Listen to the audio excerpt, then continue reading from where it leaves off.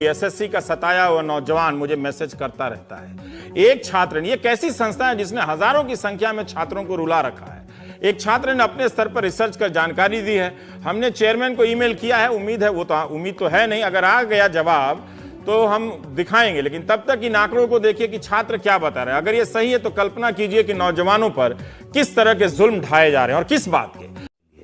लेकिन इन नौजवानों की सोचिए, इनके होश उड़े रहते हैं। कोई परीक्षा पास कर जाए और उसकी ज्वाइनिंग में ही 1 से लेकर 2 साल निकल जाए, कितना बड़ा अन्याय है। इस तरह से 2018 में BSF, CRPF, ITBP, Assam rifle, CISF, SSB, NIA, SSF में जीडी कांस्टेबल के लिए 60,210 वैकेंसी आई थी।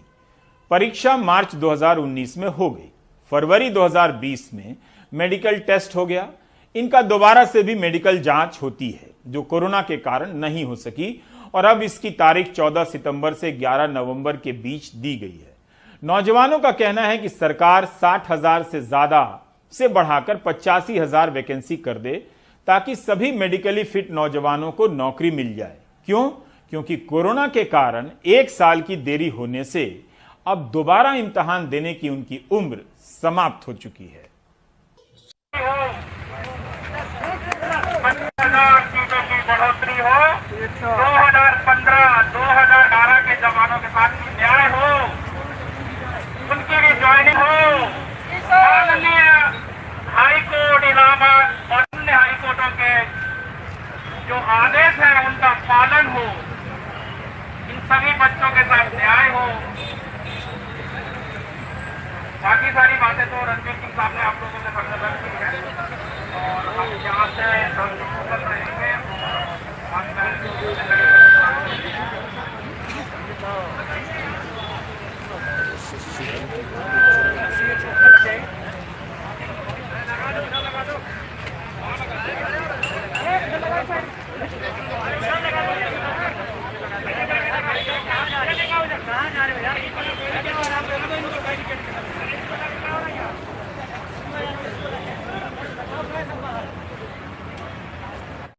अब बताइए इन लोगों ने क्या ऐसी गलती की है?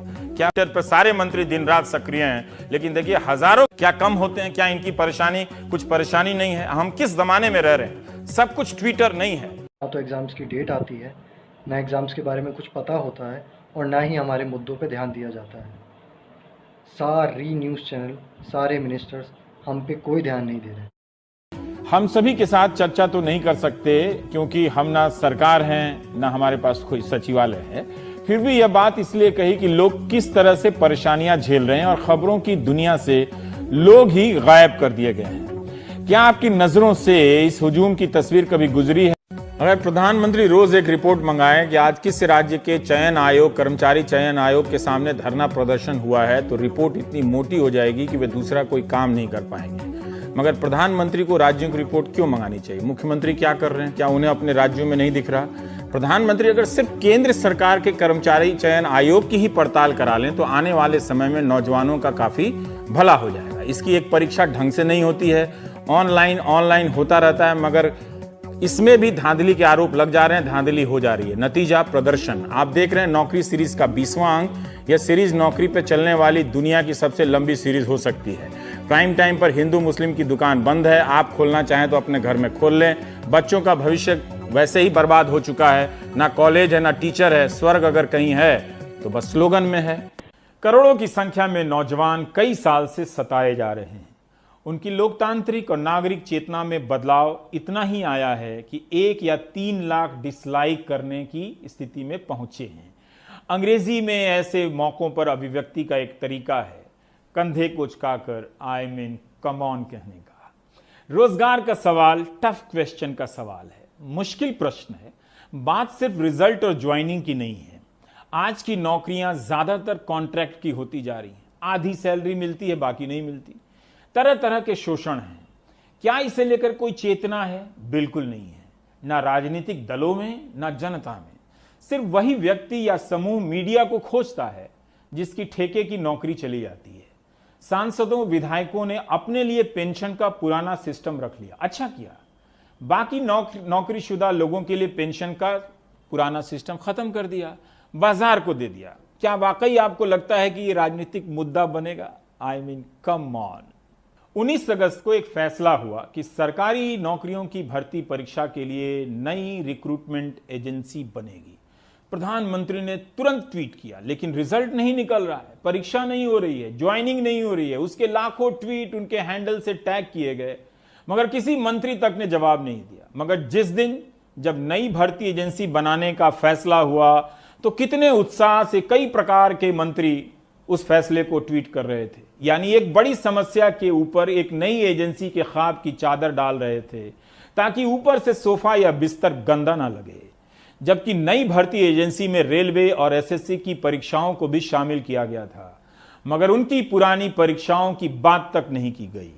कई जिलों में परीक्षा केंद्र पहले से बने हैं, तभी तो नीट और जेई की परीक्षा हो रही है।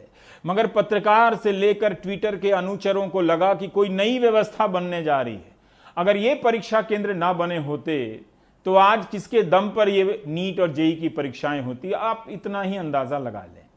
भारत में सरकारी भर्ती परीक्षाओं का हाल आप देखेंगे तो आपको यह बात समझ में आएगी कि अगर आप चाहें तो एक परीक्षा का विज्ञापन निकालकर युवाओं को कई साल तक फंसा सकते हैं। वे इंतजार कर लेते हैं। कई राज्यों में लोग 8-8 साल से इंतजार कर रहे हैं। छात्र खुद से नहीं बोल पा रहे हैं। कम ही छात्र कैमरे पर आकर बोलने का साहस जुटा पाते हैं। समझा जा सकता है। उनके बदले गणित के एक शिक्षक ने वीडियो बयान जारी किया। आज ये भी चला कि कोचिंग में पढ़ाने वाले कई टीचर हम छात्रों के हित में बयान जारी कर रहे हैं। तो शिक्षकों से ही छात्रों की पीड़ा समझ लीजिए, इतना भी अच्छा है।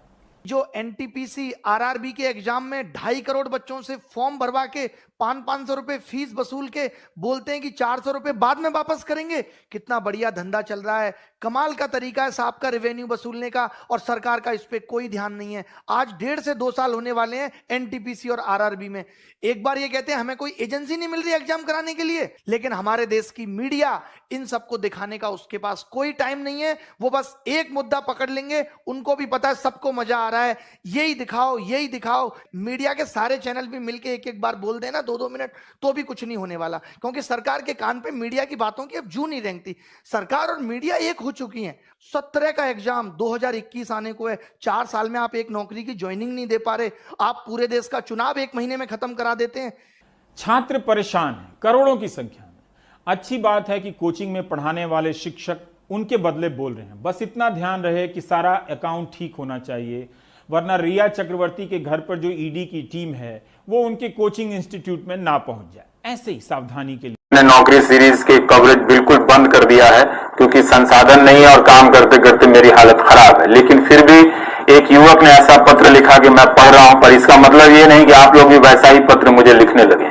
क्योंकि नए भारत का उदय हो चुका है, प्रेस समाप्त हो गया। 6 साल से मैं चिल्लाता चीखता रहा कि आपके देश के सामने मीडिया समाप्त किया जा रहा है, आप लोग हाथ पर हाथ धरे बैठे रहे।